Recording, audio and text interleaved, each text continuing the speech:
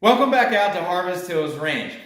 Are you getting 7 to 9 servings of fruits and vegetables per day? And is that what you should be doing? Hey guys, I'm Dr. Arland Hill, and I have a passion for all things nutrition, health, and wellness related. And today we're going to tackle one of the most common recommendations, which is you should be consuming 7 to 9 servings of fruits and vegetables per day. And if you're not making the appropriate dietary choices to extend your health and have better overall quality of life. Well, is that actually true? Well, a couple of things. So first off, how did I even come to shoot a video around this? Well, this video evolved out of a conversation I had with one of my patients. And she basically said to me, after I made a recommendation for the inclusion of more protein in the diet, she said to me that she didn't understand how she was going to hit her recommendations that I had made for her around protein. I tried to ask and get a little more clarity about this so I could understand where this hesitancy was coming from. And the comment that she made was that I'm already eating so many other foods, so many servings of these other fruits, these vegetables, these fats. I just don't think I can add protein on top of that because I'm going to be eating all day long. Listen, I'm sure some of you probably had that thought process too. However, in her case, we really looked at what her current needs were. And what it came down to is that based on her lab work, it made far more sense for her to incorporate in more protein into her diet as opposed to solely focusing on these fruits and vegetables. Now, let's draw a line in the sand right now. I am not saying eat fruits and vegetables. I'm not telling you to take those out of your diet. That's not the direction we're going on this. But what I am telling you is that when we start putting these definitive labels of exactly what quantity and what amount everyone within the population has to do in every single circumstance, all context, it doesn't add up. It doesn't result in optimal human health across the board. We should be able to fluctuate that number. Maybe you hold more of a vegetarian, vegan type of dietary pattern, and that number or even more servings per day makes sense for you. But in a case like this lady where she needed a greater intake of protein, she had gotten to the point where she was starting to manifest some early neuropsychiatric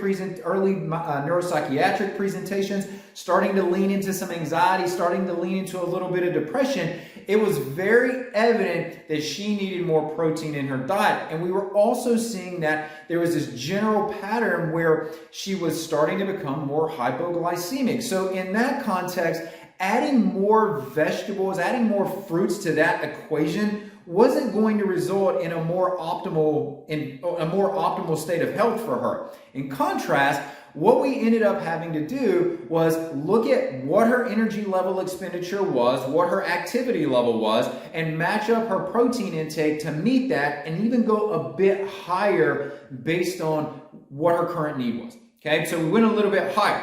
In doing that and trying to help her recapture her appetite, because she also mentioned to me that my appetite is just not as significant as it needs to be, we also said that, look, the way that we're going to get here is that we're going to reduce your total servings of fruits and vegetables per day. We're going to reduce your plant-based food intake.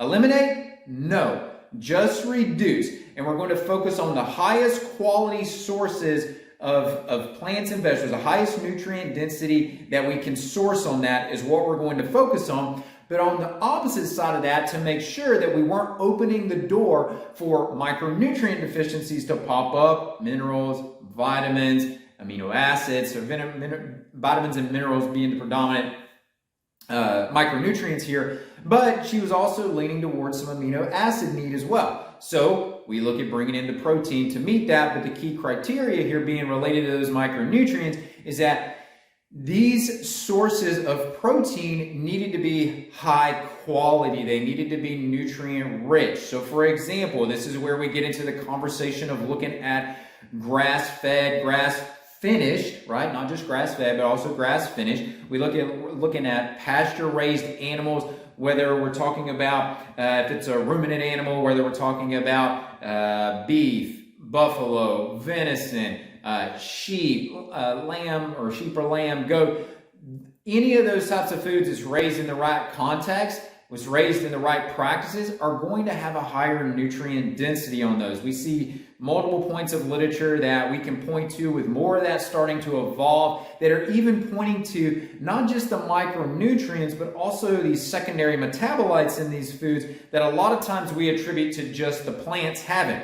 By the way, if you think about this, those animals working out there on that pasture are going to do a lot better job of harvesting those secondary metabolites, concentrating them in their food products, and then when we consume those, we ultimately get the benefit of that. So let's go back to the main point here, which is, do you need 7 to 9 servings of fruits and vegetables per day? And the answer to that is maybe you do. Maybe it's ideal for you. Maybe your appetite and your intake is sufficient to consume that. However, it doesn't need to be a rigid, a daily thing for you to adhere to if you feel like you need more protein, if you feel like you need more fat in your diet, or even if you feel like you need more carbohydrates to meet your energy expenditure. Maybe you're athletic. There's a lot of variables that have to be factored in, so we don't want to look at this very narrow, rigid context that everybody fits into this 7 to 9 servings per day. But I will say that if you're looking at manipulating that 7 to 9 servings per day, you also have to factor in what is the quality of your food, and are you being adamant about sourcing food that is going to be not just sustenance, not just calories, but truly nutrient-dense food. That's what we're after.